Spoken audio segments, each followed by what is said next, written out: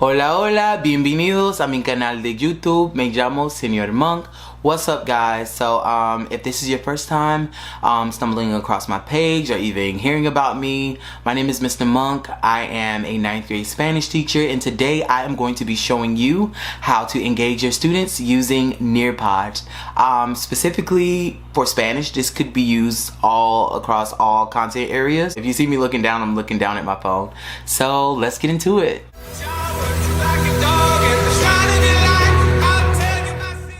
Alright guys, bueno, so today I'm going to be showing you how to use Nearpod to engage your students. The first thing I do is like a little icebreaker, aka a check-in with my students. So I ask my students, if you could travel anywhere in your in the world, where would it be and why? Right? So students know what's expected of them. Answer the following question in English and the collaboration board below. So, you know, waiting for students to log on and come into the Zoom room and resharing the link to the Nearpod. That's how I gauge my students. So students have the option of sharing their thoughts and or putting an image, and a good way is to follow up with the student, you know, like, hey, I see you chose Dubai. Why would you like to go to Dubai? What about Dubai resonates with you? So we're having a conversation, and this lasts for maybe about like 2 to 3 minutes just to check in with my students and see how they're doing, right? All right, bueno. All right, we're gonna continue, and the great thing about Nearpod, it has a student pace feature as well as live participation. But since we're in virtual learning and I am on Zoom with them, we do live participation, right? So I have an opportunity to ask them questions. All right, bueno.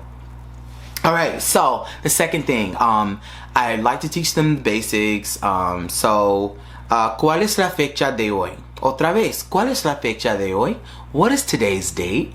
Right? So I have a picture of the months because that is a common misconception my students have, or they're just not familiar with the months or as to how to spell them and say them. So I put a little graph for them to reference. My students are in week 15, so by this time they already know the format and which the date goes. So that's usually the day, the word de, the month, de, and then the year. Alright, so aquí tenemos 10 de diciembre de 2020. My students are all also in that awkward stage where they're saying 2020 instead of 2020 because they don't really have the content knowledge or, you know, the prior knowledge to say 2020. So next, a memory test. So each day we're in class. I always have my students, sorry, that's getting caught up. Alright, there we go. We say affirmations. I want my students to know that they're valuable, they're powerful, they will have global audiences, and they will create new opportunities, right? So each day in class, we say, soy valioso. If you're a girl, soy valiosa.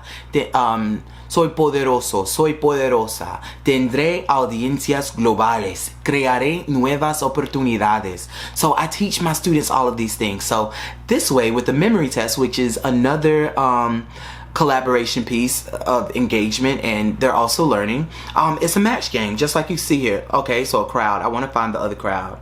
Nope. Boom. Nope.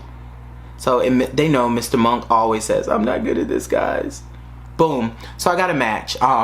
They usually do this. It takes about like 60 seconds for them, honestly. And so they're still engaged in the chat. They'll say, hey, it took me 11 tries. It took me 12 tries. And they also have the option of writing it privately or sharing out publicly so the rest of the class can see it, right? So the memory test is an awesome feature. And my students, I teach them to be advocates for themselves, and a part of being an advocate for yourself is hosting a maybe like a one-on-one meeting with your teacher where you're gonna need an agenda and an objective, what you hope to accomplish. So each day in class, I'm like, hey guys, this is what you can look forward to. This is what Mr. Monk's gonna be teaching you today, and this is what I want you to walk away with knowing. It is important for your student to answer, hey, this is what I'm learning. I know what I'm learning, and this is how we do this. So my objective this week is for students to use the basic Spanish words that they've learned in these 15 weeks to both via writing and speaking, right? So students will be able to use new vocabulary and context, read into English, and use data to answer comprehension questions. And when I say data, basically like using polls, comparing, contrasting, seeing how many students answered. It's more than just Spanish. We teach content that spans across its you know, spans across all content. So not only just Spanish, every class. See, boy, I'm an educator, period. Bueno. Alright, so I just love popcorn reading, and my students getting about 3 vocabulary words a week and using that as much as possible in context. So we do popcorn reading, and it's just amazing to see how from week 1, where they had no prior knowledge, into week 15, like their accents change. They're using vocabulary in context. This is just a beautiful thing. So no, you don't have your student read this all the way through. You do say, hey, read about 1-2 sentences. That way you can ask engaging questions. That way you can input different activities in between to gauge their comprehension of what they're talking about, guys. Okay. Por ejemplo, hay un muchacho que se llama Jalen, or que se llama, wherever you're from. I might follow up with estudiantes, ¿cómo se llama el muchacho? ¿Cómo se llama el muchacho? Señor Monk, no te entiendo. Bueno, ok. Me llamo Señor Monk. ¿Cómo te llamas? Oh, me llamo David. Oh, ok. Y por eso, ¿cómo se llama el muchacho? Oh, el muchacho se llama Jalen. Exactly. So you want to gauge their comprehension. Don't move off of that student. Don't say you'll come back. Don't just give up. Answer those circling questions until they get it.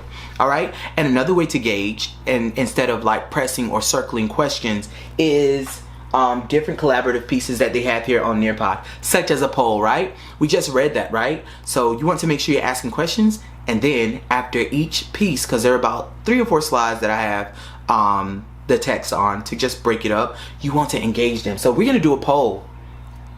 My question is, and assuming this information was in the text that we read prior, Jalen tiene un hermano o una hermana? Estudiantes, Jalen tiene un hermano o una hermana? And I give them about 30 seconds to answer this question, right? So you select your answer, submit, boom, you got it. Wait for the teacher to go on. And then I even have an option, let me just go back here, to share the results. Just go back, share the results, share, boom. And a chart pops up. It tells you how many selected hermano, how many selected hermana, and no answer at all, okay? That is also a way for like visible participation as well as accountability. Like, hey, I can see you're logged on to this, I can see you're not, all right? So we're just gonna continue. I hope you learned a lot. It would have been great with those pictures, those videos, but it is what it is. Stuff happens. So go ahead and like, comment, and subscribe. Let me know if you found this video to be helpful. And yeah, guys, I'm gonna go ahead and edit this and get it up. Nearpod is a game changer. No, it is not sponsored. But hey, guys, if you're interested in sponsoring a teacher, I use it every day.